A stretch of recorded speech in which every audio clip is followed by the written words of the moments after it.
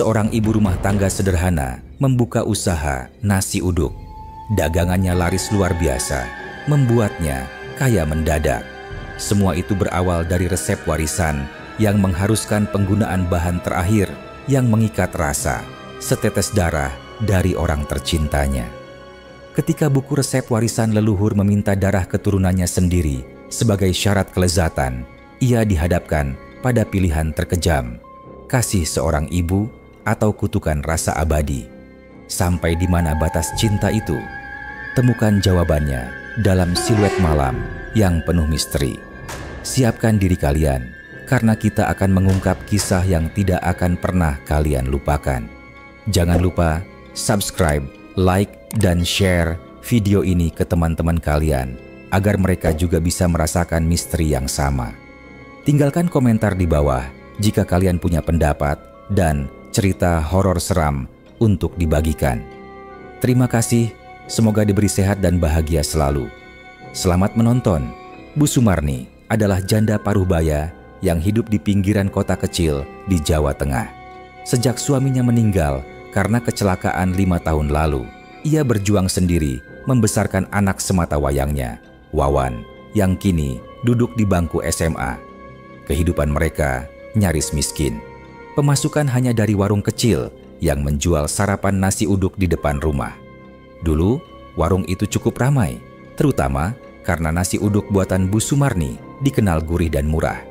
Tapi, zaman berubah. Banyak pesaing baru, persaingan kuliner kian ketat, dan pelanggan lama mulai beralih. Sekarang, warung sepi, dan Bu Sumarni mulai kehabisan cara untuk bertahan. Pada suatu malam gerimis, saat Wawan telah tidur, Bu Sumarni duduk menatap panci kosong di dapurnya. Tangannya kaku, lelah oleh hari yang hanya menghasilkan Rp3.000 keuntungan. Ia merasa gagal. Di tengah keputusasaan, ia teringat pada satu barang peninggalan ibunya yang belum pernah dibuka, sebuah kotak kayu tua yang disimpan di gudang belakang. Lalu, entah dorongan dari mana, ia masuk ke gudang belakang. Di sana, di antara debu dan sarang laba-laba, ada kotak kayu tua yang sudah lama tak disentuh. Ia membukanya. Sebuah buku resep tua tersimpan rapi, meski halaman-halamannya menguning dan berbau tanah lembab. Judulnya ditulis tangan dengan tinta merah. Warisan darah, rasa sejati dari leluhur. Di halaman terakhir tertulis, nasi uduk warisan, rasa tak tertandingi. Tambahkan 3 tetes darah dari darah dagingmu sendiri untuk mengikat rasa. Matanya terbelalak. Ia hampir menertawakan tulisan itu, terlalu mistis untuk dipercaya. Tapi, pikirannya kembali ke ibunya yang dulu sering berbisik tentang leluhur dari sebelah ibu yang punya ilmu dapur kuno. Ibunya meninggal dalam keadaan bisu dengan lidah membiru. Sejak itu, warung ibunya tak pernah diteruskan. Sampai kini, buku resep itu adalah warisan turun-temurun dari garis keturunan ibu yang konon berasal dari seorang dukun perempuan zaman penjajahan Belanda. Dukun itu dikenal sebagai Nyi Gading, wanita yang mempersembahkan jiwa keturunannya pada makhluk gaib bernama Sang Lapar demi kekayaan kuliner dan rasa abadi. Setiap wanita dalam garis keturunan itu ditakdirkan untuk menerima buku resep begitu mereka berada dalam kondisi terdesak atau terancam miskin. Mereka akan diminta mempersembahkan darah dari orang yang paling mereka cintai. Dengan itu, warung mereka akan ramai, tapi harus terus memberi jiwa baru setiap waktu tertentu, atau kutukannya akan jatuh pada mereka sendiri. Bu Sumarni terdiam. Ia mencibir, mengira itu hanya kepercayaan kuno. Tapi besok paginya, dengan rasa penasaran dan tanpa harapan lain, ia mencoba resep itu. Semua bahan ia ikuti persis, kecuali bagian darah yang ia abaikan. Hasilnya, nasi uduknya enak, tapi biasa saja. Tak ada keistimewaan. Di pagi hari, hanya 2 porsi terjual. Ia memandangi buku resep itu lagi, terngiang suara ibunya. Masakan sejati lahir dari cinta dan pengorbanan. Nak. Besoknya, ia duduk sendiri saat subuh. Ia menatap jarinya. Dengan ragu, ia menusuk sedikit kulitnya dengan jarum. 3 tetes darah jatuh ke dalam wajan yang masih mengepul. Ia merasa jijik. Sekaligus anehnya, lega. Seperti melakukan sesuatu yang seharusnya. Ada suara lirih, seperti desisan api bertemu daging mentah. Ia merinding, tapi hasilnya luar biasa. Warungnya penuh. Orang-orang menikmati dan menangis saat makan. Ada kenangan di dalamnya. Seorang pembeli berkata, "Bu, nasinya kayak masakan ibu saya dulu, yang udah meninggal waktu saya SD." Dalam seminggu, warung itu menjadi viral. TikTok, Instagram, semua membicarakan nasi uduk dari warung kecil itu. Bu Sumarni panen rezeki. Pesanan berdatangan bahkan dari luar kota. Nasi box untuk acara kumpulan, rapat, bahkan ada yang pesan khusus tumpeng nasi uduk untuk syukuran. Ia kaya mendadak, bisa membayar utang, membeli motor untuk Wawan, dan menabung. Tapi di malam hari, ia mulai mimpi buruk. Ia melihat ibunya berdiri di dapur dengan mata putih dan wajah bersimbah darah. Dalam mimpi itu, sang ibu membisikkan, rasa sejati butuh cinta dan darah sejati. Semakin laris usahanya, semakin gelap mimpi-mimpinya. Setelah 2 minggu, ia mendapati luka di jarinya tak kunjung sembuh, bernanah, membusuk.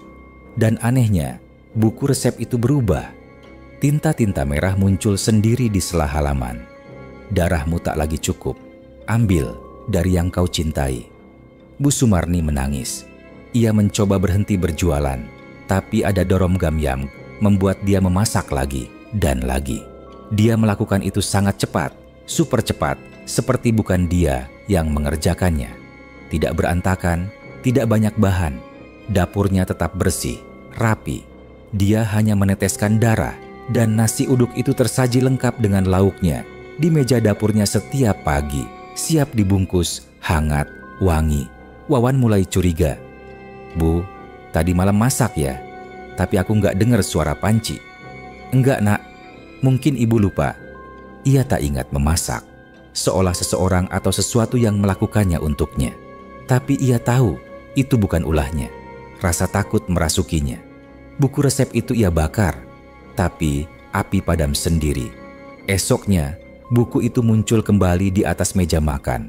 Bersih, tak terbakar sedikit pun. Lalu Wawan mulai sakit-sakitan. Tubuhnya lemas, wajahnya pucat. Dokter bilang tidak ada penyakit fisik yang jelas. Tapi setiap malam, Wawan mengigau, "Jangan masak aku, Bu. Jangan masak aku." Bu Sumarni hampir gila. Ia merasa takut. Buku resep itu ia bakar, tapi api padam sendiri. Buku bersih, tak terbakar sedikit pun. Ia mencoba berbagai cara menghilangkan buku itu, membakarnya, membuangnya. Tapi buku resep itu selalu kembali, muncul kembali di atas meja makan. Suara-suara di dapur kian jelas, seperti ada yang sedang memasak dengan ramai. Puncaknya terjadi saat malam Jumat Kliwon. Malam itu, hujan turun deras, kilat membelah langit. Bu Sumarni terbangun dan mendapati dirinya berdiri di depan kamar Wawan. Dalam keadaan seperti kerasukan, Bu Sumarni masuk ke kamar Wawan yang sedang lelap tidur. Dengan pisau kecil, menyayat sedikit tangan Wawan, meneteskan darah segar itu ke dalam adonan nasi yang entah bagaimana sudah tersedia sendiri di dapur. Ia tak ingat bagaimana bisa sampai di sana. Ia tak ingat apa yang terjadi malam itu. Paginya, warungnya diserbu pembeli. Mereka berebut, beberapa menangis, beberapa pingsan karena euforia. Semua nasi ludes dalam waktu kurang dari 1 jam. Namun ketika ia kembali masuk ke dalam rumah, Wawan tergeletak di tempat tidur. Wajahnya pucat, mulutnya kaku, matanya terbuka, kosong. Di tangannya, bekas sayatan kecil tampak membiru. Bu Sumarni menjerit, tapi tidak ada yang mendengar atau tidak ada yang mau peduli, karena semua sedang sibuk menikmati nasi uduk buatannya. Dokter datang memeriksanya, tapi Wawan sudah tidak bisa ditolong. Dokter bilang jantungnya berhenti begitu saja. Tidak ada sebab medis yang masuk akal. Hari-hari berikutnya menjadi sunyi. Warung tetap buka, nasi uduk tetap muncul tiap pagi. Namun, wajah Bu Sumarni terlihat dingin dan pandangannya kosong. Warga mulai bertanya-tanya, Perubahan Bu Sumarni terlalu drastis dan kematian Wawan begitu mendadak, seperti angin kencang yang datang tanpa aba-aba, menghantam lalu pergi tanpa jejak. Orang-orang berbisik di warung, di musala, di pinggir gang. Tatapan mereka mengarah ke rumah itu, rumah tua yang kini seolah lebih kelam dari sebelumnya, meski cat dindingnya belum memudar. Beberapa hari kemudian, Bu Sumarni tak lagi terlihat. Tak ada suara, tak ada aktivitas. Pintu rumahnya selalu terkunci, gorden tertutup rapat, seperti menutupi sesuatu. Tapi anehnya, setiap pagi dan sore, aroma nasi uduk yang harum menggoda masih tercium dari dalam rumah itu. Aroma yang mengambang lembut, tapi terasa mengganggu, seolah ada sesuatu yang salah di balik wanginya. Warga semakin curiga, ada sesuatu yang tidak beres. Pak Dirman, tetangga paling tua yang dikenal paling berani, atau mungkin paling nekat, memberanikan diri mengintip lewat celah jendela dapur. Cahaya remang dari dapur menyambutnya. Panci besar di atas kompor masih mengepul. Uapnya perlahan membentuk pola-pola aneh di udara. Tidak ada siapapun di sana. Kompor menyala, tapi suasana begitu hening, terlalu hening. Aroma nasi uduk itu kini terasa berbeda, lebih menusuk, seperti ada wangi anyir bercampur dengan santan dan daun pandan. Kepala Pak Dirman tiba-tiba terasa berat, matanya berkunang-kunang. Ia mundur terbata-bata, wajahnya pucat pasi. Matanya, ujar seseorang yang melihatnya keluar. Katanya, dia lihat bayangan Wawan berdiri di dapur, tapi kakinya nggak menyentuh lantai. Laporan demi laporan mulai masuk ke ketua RT. Warga mendengar suara-suara ganjil dari rumah Bu Sumarni setiap malam.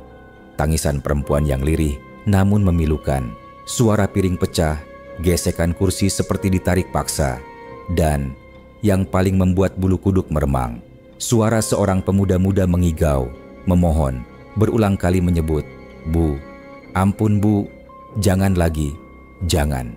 Akhirnya, setelah malam-malam mencekam itu tak juga reda, warga dan ketua RT sepakat membuka rumah itu secara paksa, tepat malam Jumat Kliwon. Pintu kayu tua itu didobrak. Angin dingin menyambut dari dalam rumah. Ruangan pertama tampak biasa, tapi udara terasa berat menekan dada. Di sepanjang dinding, foto-foto keluarga tergantung miring. Sebagian sudah tak jelas wajahnya, seperti terhapus oleh waktu atau sesuatu yang lain. Di kamar Wawan, udara jauh lebih dingin, seperti ruangan lemari pendingin. Aroma darah tua menguar samar. Di lantai, terlihat bekas noda gelap kecoklatan. Darah yang telah mengering, tapi tetap mengirimkan rasa takut yang mengendap.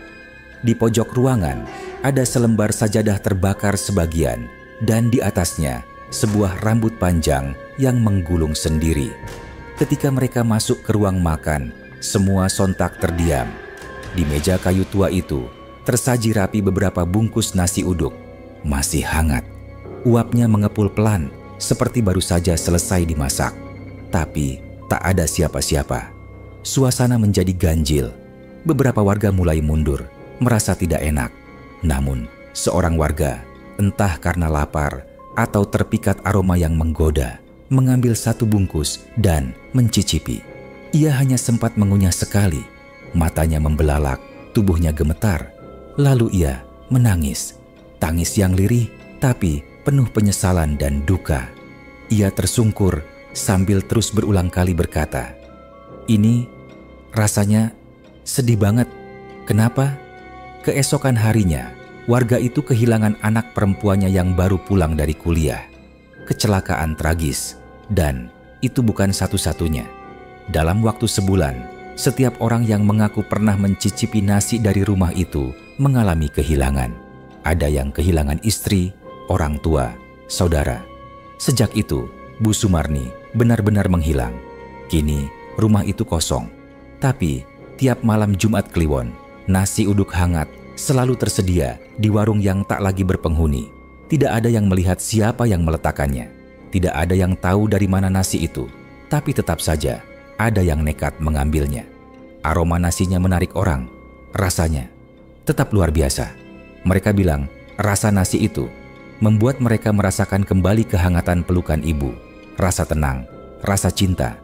Tapi, harga dari rasa itu adalah kehilangan yang tak tergantikan. Bu Sumarni adalah penerus terakhir, dan setelah ia mempersembahkan Wawan, kutukan itu seharusnya berakhir. Namun, sang lapar menolak melepaskan rasa yang telah dicicipi banyak orang. Maka kini, bukan hanya garis darah yang terikat, tapi siapapun yang pernah merasakan nasi kutukan itu ikut terjerat. Warung nasi uduk Bu Sumarni pun berubah menjadi legenda. Tak ada yang berani mendekati rumah itu, kecuali beberapa orang nekat yang menginginkan rasa nasi itu kembali. Keserakahan yang dibungkus cinta bisa berujung kutukan. Kadang, yang tampak nikmat mengandung darah pengorbanan yang tak terlihat.